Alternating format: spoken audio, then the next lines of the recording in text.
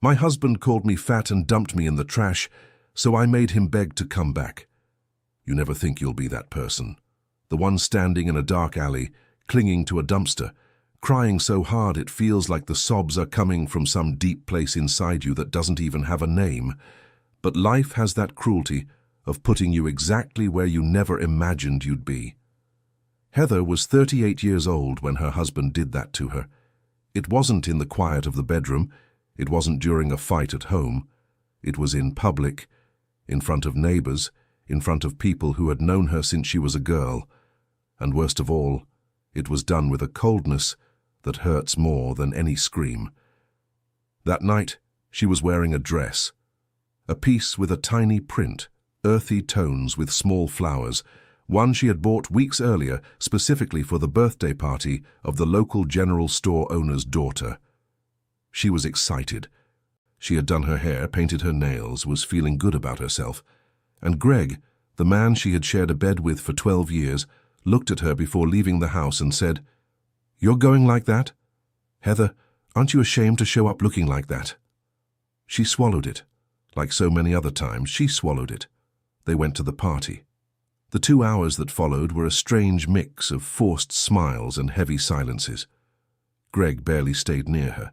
He stayed on the other side of the event hall, laughing with people she barely knew, and every time she tried to get closer, he dodged away. She went to get a glass of juice from a table in the back, and when she came back, she heard her husband's voice coming from a small group near the window. "That one over there, the fat one? That's my wife, for now."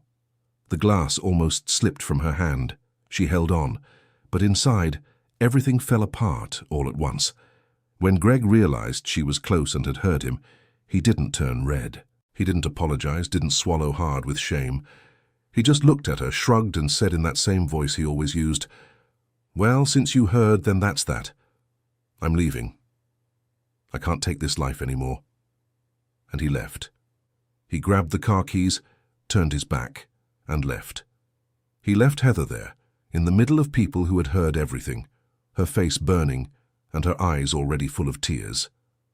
She walked quickly, slipped out through the side of the event hall, and ended up in the alley beside it, where the day's trash bags were piled up, along with a big rusty metal dumpster leaning against the back wall.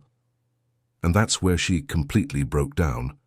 She rested her hands on the cold edge of the dumpster, her loose black hair tangled by the wind, and cried. She cried with her teeth clenched at first, trying not to make a sound.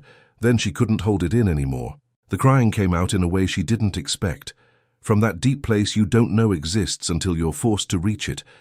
A cry that wasn't just about today, but about everything that had piled up without her even noticing. The nights when he looked at her and said nothing. The little comments about what she ate, about how she dressed, about the space she took up. She didn't know how long she stayed there, but it was long enough for the little flower dress to get dirty along the edges of the dumpster, for sweat and tears to mix on her face, and for her to reach that point where there are no tears left, just the emptiness that crying leaves behind when it's over. It was Mrs. Martha who found her. Mrs. Martha was 67 years old, with short white hair, the posture of someone who had carried a lot of weight in life, but chose not to bend. She was leaving the party early because her knee acted up every night after 10, and when she turned the corner into the alley, she saw Heather there leaning against the dumpster. She didn't ask what happened. She didn't say that, "Oh, honey, what's wrong?" That sometimes hurts more than it helps. She walked over to her, stood by her side, and placed a hand on her shoulder. She stayed like that for a good while. Then she said, in a low voice, "Come. You're staying at my place tonight." Heather went, without questioning, without asking for an explanation, like someone who no longer has the strength to decide anything on her own. Mrs. Martha's house was less than 3 blocks away. It smelled of lavender and coffee, that smell only old houses keep. The woman made her tea without asking if she wanted it, set a folded blanket on the living room couch, and stayed silent until Heather had the warm cup in her hands. "Greg left during the party," Heather said, as if she needed to hear her own voice say it to understand it was real. Mrs. Martha didn't seem surprised. "Did he say anything before he left?" "He did, in front of everyone." The woman nodded slowly. There are things a man has no right to do, and what he did, my dear, there's no excuse that can heal that. Dear listener, if you're enjoying the story, go ahead and leave a like, and most importantly, subscribe to the channel. It really helps us who are just starting out. Now continuing. Heather slept that night like someone who had switched off. A heavy sleep of total exhaustion. And when she opened her eyes, the sun was already high and reality came back with full force. She went home with a knot in her stomach. Greg's car wasn't out front. She went in. The house had that silence that isn't peace, it's absence. On the kitchen table, a note written in his crooked handwriting. There's no fixing this anymore, it's been over for a while. Don't come looking for me. That was it. Heather stood there holding the paper for a long time. She looked at the bedroom, the unmade bed, his nightstand drawer open and empty. He had taken his clothes during the early morning hours, while she slept at the neighbor's house. He had planned everything, the party, the scene, the note, the early morning departure. It wasn't an impulse, it wasn't a fight that got out of hand, it was a decision, calculated, with a set date. And that discovery hit differently than the pain of the night before. The pain of the night before was humiliation. This was a question she couldn't stop asking herself. How long had he been living beside her pretending? In the days that followed, the neighborhood talked. That's how it is in a small rural town. Stories travel faster than people. The scene at the party had been seen by many, and in a place where everyone has known each other since childhood, that kind of thing doesn't stay quiet. Heather worked at a bakery downtown. Small family run, smelling of bread in the early morning. She was the one at the counter, the one who knew every customer's name, the one who remembered that Mr. Stanley liked the low-sodium roll, and that Mrs. Gladys always wanted the day's sweet cornbread. She was the one who set the tone of the place, even without realizing it. On the Monday after the party, she went to work, her face showing the exhaustion, but her posture straight. She didn't tell anyone at work anything. But what she didn't tell arrived the way things arrive in a small place, through other people's mouths. It was her co-worker, Jennifer, a 42-year-old woman with faded blonde hair and a heart too big for her chest, who came up to her gently in the middle of the afternoon and said, very carefully, "Hey, I heard about something. And I needed to tell you before you found out through the grapevine." What Jennifer told her was that Greg had been seen for at least 4 months with a woman named Tiffany. She lived in a neighborhood on the other side of town, worked at a fabric shop, and according to those who had seen her up close, she didn't know Greg was married. Look, when I heard that part, I stopped for a while before continuing, because there's a double cruelty there that's hard to swallow. He deceived his wife, and he deceived the other woman too. Both of them believed in a version of him that didn't really exist. Heather listened without interrupting. When Jennifer finished, she didn't cry. She was beyond tears at that moment. She only said, "Thank you for telling me," and went back to work. But something had changed inside her in that instant. It wasn't anger. It wasn't hatred. It was a cold clarity, the kind that hurts but also organizes everything in your head. She spent the following days doing what she knew how to do, work. Wake up early, go to the bakery, serve customers, listen when someone needed to get something off their chest. At night, she went back to the empty house, reheated something simple, and sat on the porch for a while before going to sleep. She'd look at the street, the houses with their lights on, the neighbors walking by with their dogs. Life went on outside, indifferent to what had crumbled inside her. Mrs. Martha started showing up almost every day. Sometimes she brought a piece of cake, sometimes she just showed up to sit on the porch step and watch the street together with her. She didn't force conversation. She didn't say the things people usually say at moments like that, those ready-made phrases that warm no one. And it was exactly that shared silence that started to do more good than any advice. One night while they were having coffee, Mrs. Martha said, "I was married for 31 years. Not all of them were good. There was a year I wanted to leave and didn't have the courage. There was a year he wanted to leave and I begged him to stay." Heather looked at her. "And how was it?" "It was life, with the bad and the good in it. But what I learned, and I learned it the hard way, is that when a man looks at you with contempt, my dear, he's already gone. Contempt is the real end. No coming back is worth it." Heather carried that thought around for many days. She started walking early in the morning. It wasn't some grand decision. It just happened almost by accident. In the first week, she woke up at 5 and couldn't get back to sleep. And instead of staring at the ceiling, she put on her sandals and went for a walk. The neighborhood at that hour had a quietness she had never known. The houses asleep, Mr. George's dog barking in the distance, the smell of dew on the grass along the sidewalks.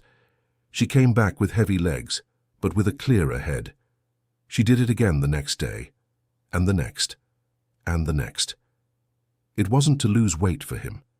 It was for her. To have a moment of the day that was only hers, where the weight of the situation still existed but didn't drown you from the inside.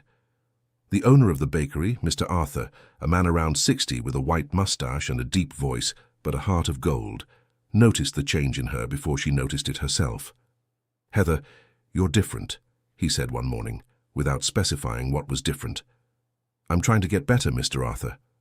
He nodded, without asking anything else. But the following week, without any announcement, he passed on to her the responsibility for the weekly supplier orders. It was a task his son had always done, a silent sign that he trusted her more than she realized. She placed the order carefully. She negotiated a small discount on the flour they bought in bulk, and wrote everything down neatly in a notebook she had set aside for that purpose. When Mr. Arthur saw it, he scratched his head and said, "You've got a head for business, woman." She did. She just had never needed to use it. The month went by. Heather didn't try to contact Greg. He didn't show up in the early days either, and she sometimes caught herself looking at her phone, waiting for some message, some explanation that made any sense. Nothing came. But Jennifer, who had her antenna tuned to everything that happened in that town, started bringing other fragments of news. Greg had gone to live in a rented room in Tiffany's neighborhood, and the thing with Tiffany hadn't lasted even 3 weeks after the separation. When she found out he was married, she ended it without an explanation. He was alone now. Heather heard that and felt something she didn't expect to feel. It wasn't joy at his suffering, nothing like that. It was something quieter, a kind of settling into place, the kind of thing that makes sense in the world and confirms what you already knew but were afraid to believe. Dear listener, if you're enjoying the story, go ahead and leave a like and, most importantly, subscribe to the channel. It really helps us who are just starting out. Anyway, continuing. It was at the beginning of the second month when the messages started. First, a simple one, no capitals or period. "Can I call you?" She didn't respond. 3 days later, "I need to talk to you." Nothing. The following week, he called. She looked at the name flashing on the screen, felt her heart tighten in an old reflex her body still held onto, and let it ring until it stopped. But something in her knew he wouldn't give up, and she was right. Early Thursday morning, while she was setting up the bakery counter before opening, she heard the doorbell ring. She looked up. And there was Greg on the other side of the glass. She hadn't seen her husband since the night of the party, and time, even though short, had done something to him. He looked older in a way that wasn't just physical, more worn out, with that days-old beard that isn't a style, it's neglect. Shoulders slightly hunched. She opened the door but stood by the counter. He walked in with his hat literally in his hand, like someone who knows he can't show up with arrogance. "Heather," he said. "The bakery isn't open yet," she replied without raising her voice. "I know, I came to talk to you." She crossed her arms, said nothing, let the silence work for her. Greg stood there in the middle of the room that smelled of fresh bread, seeming not to know exactly what to do with his own hands, with his own body. "I was wrong," he began. "I was really wrong, Heather. What I said that night has no excuse. The way I left has no excuse. I know that." She kept looking at him, motionless. "I'm alone. That thing with Tiffany wasn't real. It was stupidity. It was me losing my mind. She didn't even want anything to do with me when she found out about the situation." He paused for a long time. "I've been thinking a lot these days. 12 years, Heather. We built a lot together." "You threw it away," she said, calm, no tremor in her voice. "I know. You called me fat in front of people who've known me since I was a child."